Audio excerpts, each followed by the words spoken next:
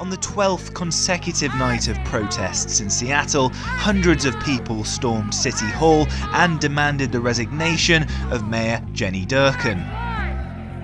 The protesters were reportedly allowed access to the building by a Seattle City Council member.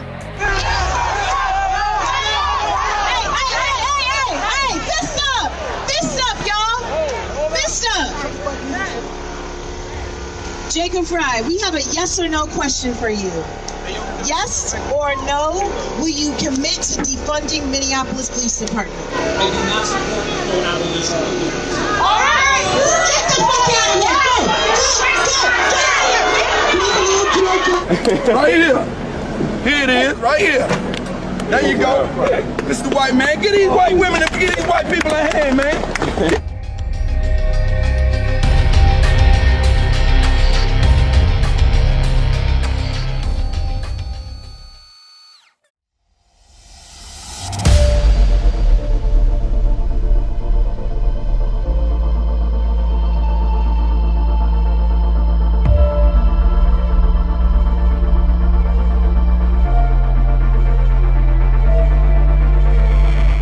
Being racist, you were being offensive. One day you fucked up. That one time fucking up is enough. You should step down! Weeks after a racially charged incident caused some unrest at the Yale campus, a popular instructor there is stepping down. Well, this all started back at Halloween when the associate master, Erica Christakis, sent out an email to students saying we need to be a little less politically correct. This is Erica Christakis, early childhood lecturer at Yale. In the morning of October 30, 2015, she receives an email from Yale's Intercultural Affairs Committee about Halloween costumes. The email states, Yale is a community that values free expression as well as inclusivity. Halloween is also unfortunately a time when normal sensitivity can be forgotten. Are you wearing a funny, historical, cultural or religious costume? We are One Yale. We encourage everyone to be safe. Erica decided to reply. Pretend play is the foundation of most cognitive tasks. We want to encourage that, not constrain it. I wonder, and I'm not trying to be provocative, is there no room anymore for a child to be obnoxious? Or yes, offensive? After an email went out from Associate Master Erica Christakis, they didn't feel safe on the Yale campus. Mass protests broke out. Erica's husband Nicholas, a famous Yale professor, faced the students. The message that you sent proclaiming that cultural appropriation on Halloween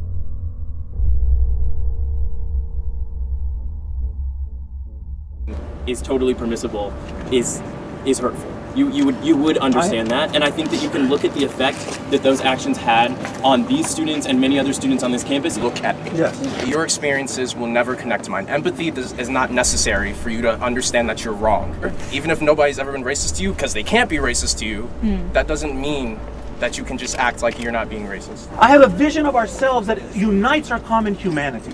Okay? So I believe, even though I'm not like you in the sense of my superficial appearance, that I can sit down and talk to you and understand your predicament. Do you even I've know who apologized she for is? causing pain. I was looking for the right words. Guys, you have created space for violence. I disagree with that. I disagree with that. You don't get a choice here. I disagree that I've fostered violence. I disagree with that statement. Can I just really quickly? Yes. What is your name? You don't need to bend down. I'm not bending. What's your name? I do not want to shake your hand. I do not respect you. I don't hear that. I'm looking at the smirk in your face and I'm disgusted. Okay. I am sick. And I'm sick watching them argue with you after we've been standing outside literally for at least 5 to 6 hours. Which I am sick looking at you. I am disgusted watching Lex argue with you. You were not listening. You were disgusting.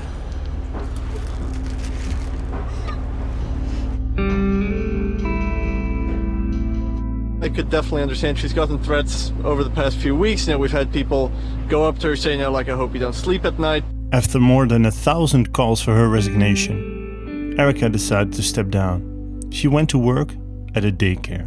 It was a win for the social justice warriors.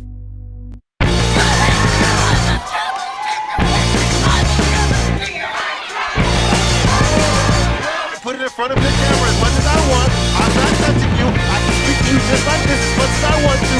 You're hearing incite violence.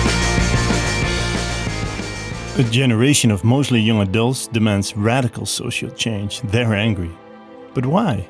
And with whom? And how does this match with their claim for inclusivity and diversity? What do they want? Where did they suddenly come from? Do they have a point? And what's their goal? To answer these questions and understand what social justice warriors, a form of radical progressives, really want, we'll have to dive deeply into their heads. Now, if that's too heavy thought for you to bear, here is 5 seconds of Click Away Rabbit. My name is Greg, and I am a white gay. My name is Sel, and I am black and a girl. I'm Asian. Jewish. As a ginger. Fat. At the absolute core of radical progressives' worldview lies the categorization of people into groups. Black and white, Latinos and Asians, gay and straight, women and men, abled and disabled, so on, so on, so on, so on. A person is no longer seen as an individual character, but rather a fixed element of a certain group. A group of victims. Homophobia is still real. I still deal with it all the time. Being misgendered happens countless times in a day, and that builds up really quickly, and it can really be difficult for a person to hear over and over again because it invalidates your identity. You know, we know about society and kind of oppressive. Obvious oppression. Yeah. The victims believe they are being oppressed by the privileged part of society. This is a scale of 2 parts. On the bottom are the victim groups. The top part are the privileged ones, the oppressors, the ones to fight against the masters of the universe. They've been controlling society for so long that they're in debt now, in debt with the victim groups. It was not your turn, sir. It has never been your fucking turn for a long time. You've had your turn. You had the opportunity to apologize to these people. You had it, and I'm sick that they're still waiting for it because you're not going to give it to them. I'm going to live my life knowing that you are going to be the disgusting man you were 20 seconds ago, a minute ago, 30 minutes ago, an hour ago, a week ago, and onward. I was in a class this week called Intro to Latino Studies, and we learned about institutionalized racism, and a white male walked out of the room because he has the privilege, the luxury to not know what everybody around you, look around you, all these people face on a daily basis. The higher one's position in the scale of victims, and the more groups one inhabits, the more right one has to speak. Is that you can have multiple identities within one identity. You're made up of so many identities, and sometimes they cross over and they inform each other. The thing about it is that based on the mix of traits that you have, some people are going to be more oppressed and some people are going to be more privileged. That's just the way it is. So a black, gay, disabled woman will have more right to speak than a white, straight male. Coming into terms with my gender queer identity has been one of the most challenging but also rewarding things that I've done. Laverne Cox kind of famously said, misgendering a trans person is an act of violence. And it is. It's an act of psychological violence. It's a denial of somebody's personhood and a complete refusal to acknowledge their identity, whether intentional or not. So accidentally getting somebody's identity wrong is already an act of violence. But how is that even possible? Well, at the core of this belief of privileged and oppressed ones lies the belief that the system is already a violent state that is keeping people suppressed. And it's time to start to change that. The first step is they say that the validity or invalidity of an argument can be judged solely by the ethnic, sexual, racial, or cultural identity of the person making the argument. The second step is that they claim those who say otherwise are engaging in what they call verbal violence. And the final step is they conclude that physical violence is sometimes justified in order to stop such verbal violence. This ideology is especially active at universities, so it's only the right thing to do when an oppressor is coming to talk at your university.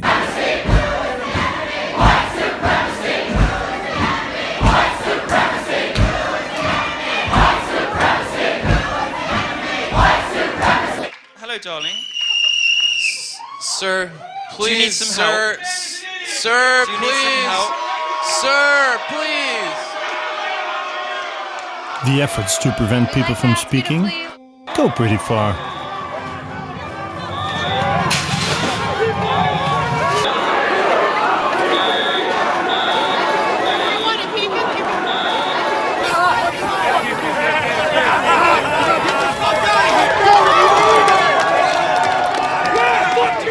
Hundreds have been stopped from speaking in the last couple of years. mostly conservative right-wing or libertarian speakers. To prevent what they call hate speech, half of the university students now agree with disrupting speakers, and 1 in 5 university students agree with using violence to prevent people from speaking. The line between actual violence and verbal violence has been blurred for social justice warriors. In fact, for some of them there is actually no difference anymore, because hate speech can make you physically ill, as some in the social sciences now claim. And there is one kind of hate speech they dislike the most. They are called facts. You are using your statistics for your own political agenda, and that's your prerogative. I'm citing statistics because they're true. I'm talking about the fact that I'm faculty here. I also support our protester in the back. What do you support specifically? Do you think that anti-immigrant rhetoric is violent free speech? Yes, because of the reasons you think that I'm speech talking is about. violence? No, I think that That's what that sign says. The conversation that you're having is oppressive. So I am oppressing people by what I'm doing. So I am exerting violence on people by my speech. That's what the sign says, and that's what you just said. It contributes to. And the protester is saying that's exactly what I'm doing, and she's saying that's exactly what her sign means. So that means that you, a faculty member at an American public university, paid for by taxpayer dollars, are conflating speech with violence. Yes. Speech can be violent. What you are saying contributes to systemic racism in this country. The line "your statistics" or "your facts" is being used quite often these days. And facts can be very hurtful. Hearing someone say she, will happen within 2 seconds of me entering, which doesn't happen about any of my other identities. They're not going to be like, oh, you straight person, that doesn't happen. But automatically someone will make assumptions about gender which translate into pronouns, which mean that I will hear over and over again people saying something about my identity which is false. Mistaking one's gender or wearing the wrong Halloween costume are both microaggressions. If a straight white male, or anybody else who ranks lower on the victimhood scale, says something contrary to the viewpoint of the higher-ranking intersectionality identity, that person has engaged in a microaggression. As NYU social psychologist Jonathan Haidt writes, microaggressions are small actions or word choices that seem on their face to have no malicious intent, but that are thought of as a kind of violence nonetheless. You don't have to actively say anything insulting to microaggress. Somebody merely needs to take offense. Microaggressions are critical in social justice warrior lingo because they mean the oppressive group is targeting the oppressed ones with a behavioral or verbal offense. So it's only logical that on universities, students demand to be protected from this hate speech by having safe spaces. We are fortunate that Penn has many places where we can go to talk and get help with whatever is on our minds. You've probably heard of CAPS and the Student Health Service, which have kind and trained staffs. In this video, we introduce you to 6 additional positive places at Penn, our cultural resource centers. The Penn Women's Center, GIC, LGBT Center, La Casa Latina, Maku, and Patch are special. What happened here? How did we go from this? It's been said that we've been revolutionaries and all this sort of thing. The traditional view, the university is a community of scholars, of faculty and students who bring the hard light of free inquiry to bear upon important matters in the sciences. To this. This is my home. I live up there. My master's there, my dean. I love my college. And I can't say that anymore because it's not a home. It is no longer a safe space for me. Well, something with millennials. Kids born after 1985, they don't get driver's licenses as much. They don't drink as much. They don't go out on dates. They don't have sex as much. What are they doing? They're sitting at home on their devices, talking with each other. And this seems to be changing social development. And so it's when this generation first enters college campuses in 2013, that's when all this new attitude about speech comes in. With an immune system never really tested, the demand not to be offended started growing, and free speech became under attack. According to a 2018 report by the Foundation for Universal Rights and Education, the vast majority of students at America's top universities surrender their right to free speech the moment they step on campus. And a special free speech zone is their only option. But what if, despite all these measures, somebody still commits a microaggression against you? What if you're triggered and so emotional? Where can you go? Today is still funded by the government. They search for soldiers of justice. If you have a problem, if no one else can help, maybe you can hire the bias response team. A bias response team is now in place at the University of Michigan. It encourages students to report on their peers. This isn't the only one. More than 200 American campuses have established similar administrative offices. There's actually an online portal on the University of Michigan website where you can report speech, not even that you have been subject to, but that you have overheard. So maybe you and I are having a conversation about a TV show we saw last night. Somebody walks by, they think, I don't like that word, and they can go and they can log in and they can make a report. And then we'll have to go and we'll be brought before the bias response team, which is made up of administrators and campus police, and we'll have to explain ourselves. And you have to talk to the police if someone reports you for saying something unapproved. There's a team of people. So what if you say, you know what, I'm not interested in this kind of thing, and I don't want to talk to you, and buzz off? Well, you will be subject to punishments, which might include remediation. I think that they call it restorative justice. So that you might have to go to cultural appropriation training or some other kind of diversity education, unconscious bias training, which I hear is a thing these days. The outrage, the chaos, the social unrest, microaggressions, spying on each other. Where is this all leading? What's the end goal? Well, heteropatriarchy. It's like straight men ruling everything. I can't fucking stand the white heteropatriarchy, and then sometimes I'm sucking a white dick. I don't give a fuck. I don't give a fuck. I'm buying guns. The patriarchy, the male-dominated phallocentric society, was heavily used by Jacques Derrida, a French philosopher and one of the important figures of the French postmodernists from the 1960s. I don't think that you can understand the current situation properly without considering the role that postmodernism plays in this, because postmodernism, in many ways, especially as it's played out politically, is the new skin that the old Marxism now inhabits. It really came into its vogue in the 1970s after classic Marxism, especially of the economic type, had been so thoroughly discredited that no one but an absolute reprobate could support it publicly anymore. And what happened was that they played a sleight of hand game in some sense and rebranded themselves under the postmodern guise.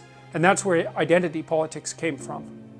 And then that spread like wildfire from France, especially into the US, through Yale University, through the English department there, and then everywhere. And you couldn't be a Marxist and claim that you were a human being by the end of the 1960s. And so they started to play a sleight of hand, and instead of pitting the proletariat, the working class, against the bourgeoisie, they started to pit the oppressed against the oppressor. And that opened up the avenue to identifying any number of groups as oppressed and oppressor, and to continue the same narrative under a different name. It was no longer specifically about economics. It was about power. And everything to the postmodernists is about power. And that's actually why they're so dangerous, because if you're engaged in a discussion with someone who believes in nothing but power, all they are motivated to do is to accrue all the power to them. Because what else is there? There's no logic, there's no investigation, there's no negotiation, there's no dialogue, there's no discussion, there's no meeting of minds and consensus. There's power. And we've been publicly funding extremely radical postmodern leftist thinkers who are hell-bent on demolishing the fundamental substructure of Western civilization. And that's no paranoid delusion. That's their self-admitted goal.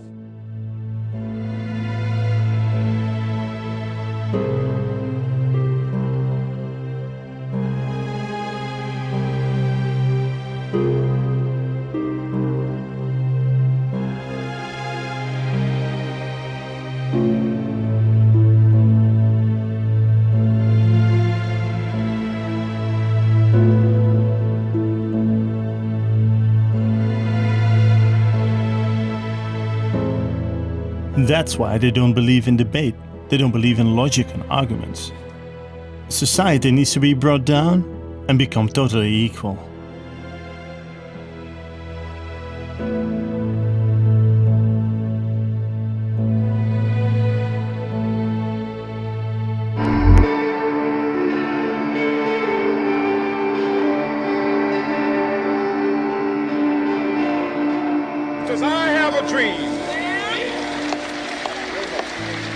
that my 4 little children will one day live in a nation where they will not be judged by the color of their skin, but by the content of their character. I have a dream. MLK's dream of looking at individual character over group thinking didn't make it into the 2000s. In fact, right now we're looking at race and categories more than ever. So the president of the American Sociological Association, Edward Bonilla Silva, is a leading proponent of whiteness studies, and he has coined a concept called colorblind racism. So his idea or theory is that color blindness, that is Martin Luther King's vision of not judging people by the color of their skin, he considers that to be racist and considers that to be a barrier to a truly racially equal society.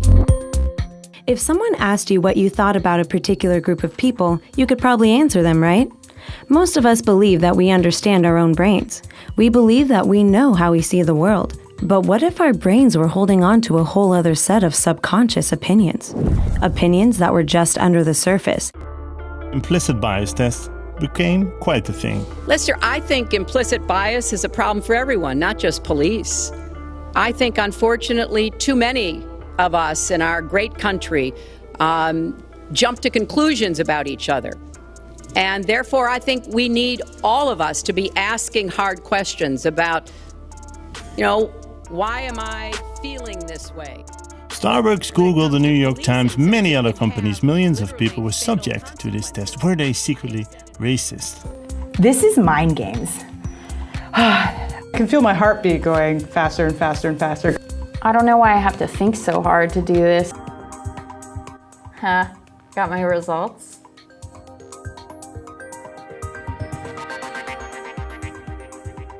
Your automatic preference may be described as slight, moderate, strong, or little to no preference. Your data suggests a slight automatic preference for African American compared to European American. Your data suggests a strong automatic preference for European American compared to African American. It later turned out there is no scientific evidence that this test works at all, that it's impossible to show unconscious bias. But who cares if you don't believe in science anyway? Actually, they do believe in science sometimes, when the conclusion matches their utopia. Is the light okay in here? Since approximately June of 2017, I, along with 2 other concerned academics, Peter Boghossian and Helen Pluckrose, have been writing intentionally broken academic papers and submitting them to highly respected journals in fields that study gender, race, sexuality, and similar topics. We did this to expose a political corruption that's taken hold of the university. By this point, several of these papers have been accepted in highly respected journals, and one that claims that dog humping incidents can be taken as evidence of rape culture has been officially honored as excellent scholarship. The reviewers are worried that we didn't respect the dog's privacy. That's the concern. We respected the genitals. But don't let that lead you to believe that we're not addressing a serious problem. The problem is how these topics are being studied right now. A culture has developed in which only certain conclusions are allowed, like those that make whiteness and masculinity problematic. The fields we're concerned about put social grievances ahead of objective truth. So as a simple summary, we call the problem grievance studies. The best I can tap into is that there's this kind of like religious architecture in their mind where privilege is sin, privilege is evil, and then they've identified education as the place where it has to be fixed. So you can come up with these really nasty arguments like, well, let's put white kids in chains on the floor at school as an educational opportunity. And if you frame it in terms of overcoming privilege, and then you frame their resistance, that they won't want this to happen to them, that they would complain about this. If you frame that in terms of, oh, they only complain about that because they're privileged and they can't handle it because their privilege made them weak, then it's right in. Some teachers, they really need no convincing. Many of the laws existing, we should be violating those laws. We're taught to get up and pledge allegiance to the flag every single day, a flag that's not really representative of everybody who's standing up in that room. How do you actually, as a teacher in a classroom, kind of promote ideas of Marxism or to kind of begin to fight for those changes? I think, part of it is that, particularly at a high school level or an elementary school level, you have to be careful. Yeah, you have to be really careful as a Marxist teacher these days, but not as careful as when you're an artist using your free speech. In any battle, but especially in a power struggle, it's very important to show you're on the good side of the argument, to virtual signal, and show your fellow activists that you're still a good one.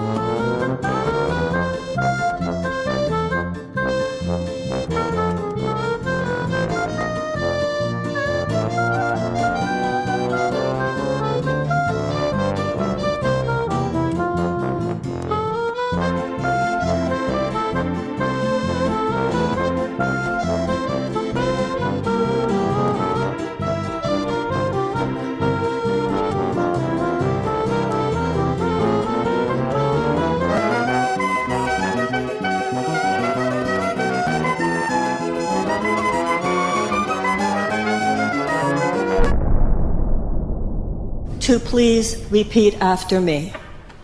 On behalf of myself and on behalf of my country. To you and all African Americans. From the beginning of our nation's history. In honor of your ancestors and on behalf of your children. Please hear this from my heart. I apologize. Please forgive us. I now understand racism as a system, as a deeply embedded system, a system that our country was founded on and that all our institutions were created out of. And every institution reinforces this system. And it's a system of unequal power. So equality of outcome, forced equality, diversity. So the problem with the fractionation by group identity is that it's endless. There's no way of ensuring equality across groups because there's an infinite number of groups. You can fragment group identity all the way down to the level of the individual, which is exactly what you should do, which is what we already did in the West. We figured, well, the ultimate diverse population is a population of individuals, so you let the individuals sort it out. No, we're going to replace that with group. Well, what that means for the bloody social activists is that they'll be able to play this game forever because you can continually fractionate group identity ad nauseum, and so the system will never be equal. And you can bloody well be sure that as we implement social policy to make sure that all outcomes are equal, that the amount of space that you personally are going to have to maneuver in is going to shrink and shrink and shrink and shrink. We've already seen that happen in many societies. You think we would learn from the 20th century? He's not my hero. I'm a communist, you idiot. You didn't plan any protests against him, did you? It's not uncommon these days for young people to call themselves communists. Recent study shows 50% of university students are in favor of socialism, despite radical socialist theory having been tried and tested multiple times. Soviet Union, Cambodia, China. Wealth was distributed, private property eliminated. One's gotta wonder if the young communists right now really know their history quite well. Yet here we are in 2020. Thank you, comrade. Okay, is there a speaker against name, chapter, pronouns? Point of personal privilege. Yes. Please do not use gendered language to address everyone. A piece of art viewed by some as confusing, dark, even satanic, has been removed from its spot alongside Florida Avenue in Lakeland. Now new at 6 o'clock, we spoke exclusively with a local activist who removed a controversial publicly funded art display.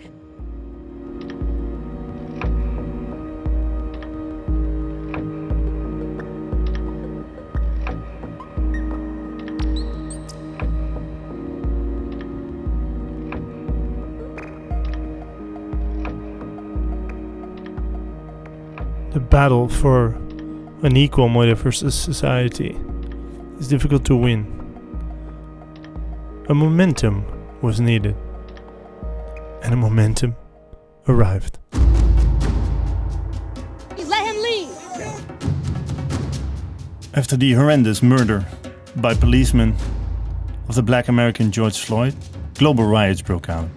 Progressive activists saw their chance, and Black Lives Matter took over of some streets. After a week-long standoff, the police have abandoned a precinct. It's now called the Seattle People Department. It used to be Seattle Police Department in the downtown area. And now protesters have claimed it and the neighborhood around it, calling it an autonomous zone. Can destruction of society lead to the radical social changes social justice warriors want to see?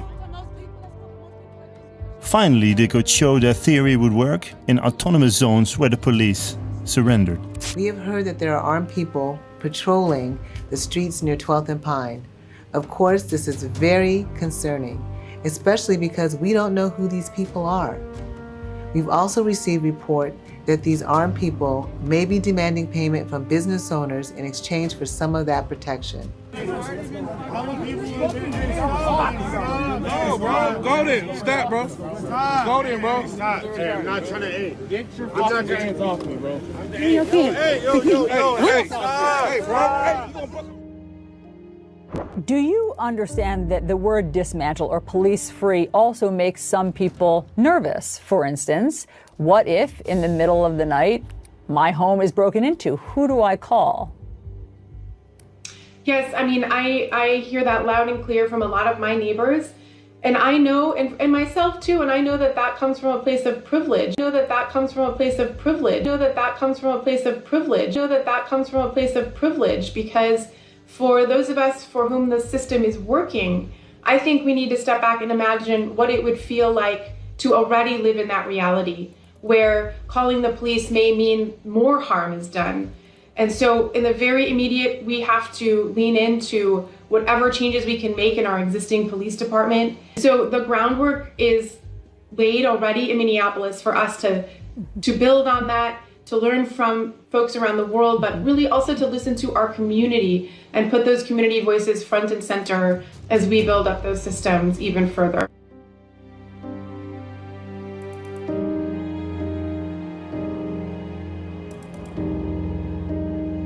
White people, I had the good fortune to go to Standing Rock for a little bit, and I was there right before all the white people showed up. There was probably like 5,000 Native people. It was one of the most beautiful things I've ever seen in my entire life. Thank you.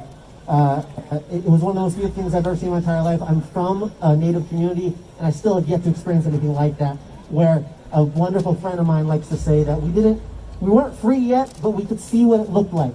And it was wonderful. It was a beautiful place. And then over a weekend, white people showed up. And you fucked it all up. You fucked it all up so fucking fast. It was unbelievable how quickly you decided that you needed to help. And you know what you fucking did? You colonized the goddamn movement. You fucking took charge. You decided that you would help with the groceries. You decided that you would help with the protest. You decided that you needed to be in the fucking front. And you know what you did? You sucked the life out of us. Because you don't know, even in trying to help, you don't know how to do anything but consume. And I hardly can blame you because I don't know when your soul died, but it was a long time ago. Will they manage to build up the system even further? Of this spontaneous movement? Uncles getting photos taken of you. Police are going to be like, perfect, we can prosecute these look how violent they are. Right? Not that we're not, but we need to hide.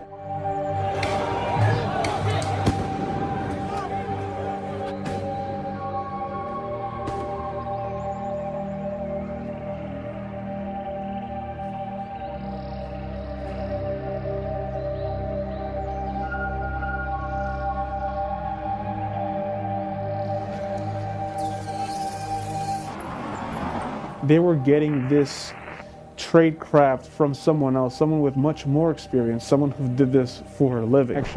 Rose City Antifa holds required lectures for prospecting members in secret at In Other Words bookstore before they open. And as part of their security culture, they require us to put our phones in the bathroom next door. This bathroom is not only away from the main room where the lecture is taking place, but also has a fan that muffles any sound from the room. The whole goal of this, right, is to get out there and do dangerous things as safely as possible. How violent is Antifa or RCA in particular? Practice things like an eye gouge. It takes very little pressure to injure someone's eyes.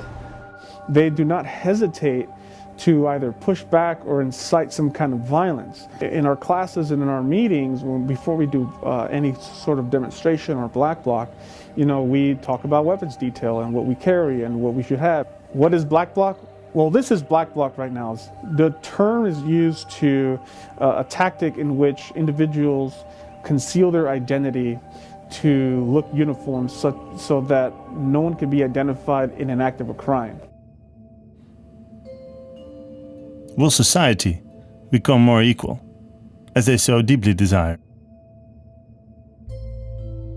The popular TV show Cops officially canceled. The Paramount Network made the announcement today, just 4 days after the show was pulled from the schedule. And if you ask me, I can't even believe that Cops lasted this long. I mean, this was always such a weird show. Who comes home from a long day at work and is like, I want to unwind, let me watch some broke shirtless guys get their lives destroyed. It's the only way I can get some sleep. And although this might seem like a frivolous thing, like removing Cops from TV, I'll be honest, I think this is a move in the right direction. Now, one of the BBC's most successful television comedies, Little Britain, starring David Walliams and Matt Lucas, has been removed from all streaming platforms because of concerns about the way that characters from different ethnic backgrounds are portrayed. And that's the distinction, as the historian David Olusoga's talked about, between remembering history as something that belongs in the past and memorialisation, celebrating, revering that past in the here and now. So for the BBC, you talk about the implications. On one side of the ledger, you've got the danger of offending some people, which really matters if you're funded by a universal licence fee, all the reputational damage that can flow from that. And then there's also the issue that if we are facing a sort of cultural paradigm shift, the BBC probably wants to be in the vanguard of that, leading. They think that it's not them that needs to change. They don't have to adjust to the society's rules. It's the society itself that needs to change its culture. And I think that's the kind of cultural revolution that we're going through. It's enough. It's incredibly important that everybody in a free society be able to interact as equals. And when Jews are wrong, you have to be able to say, hey, Jews, you're wrong. When whites are wrong, when women are wrong, we have to be able to say women are wrong. This idea that this concept of I am more oppressed, therefore I am more correct, and my lived experience is not understandable by any other person other than me. We're going to have to tackle this bull head on. There is nothing I want less than to tell the least advantaged person, a person sold into slavery as a child, sexual slavery, crippled, a person who has known only deprivation. I don't want to have to tell that person, you're wrong. But if that person says that 2 times 3 equals a chicken, that person is wrong. I don't care how trans they are.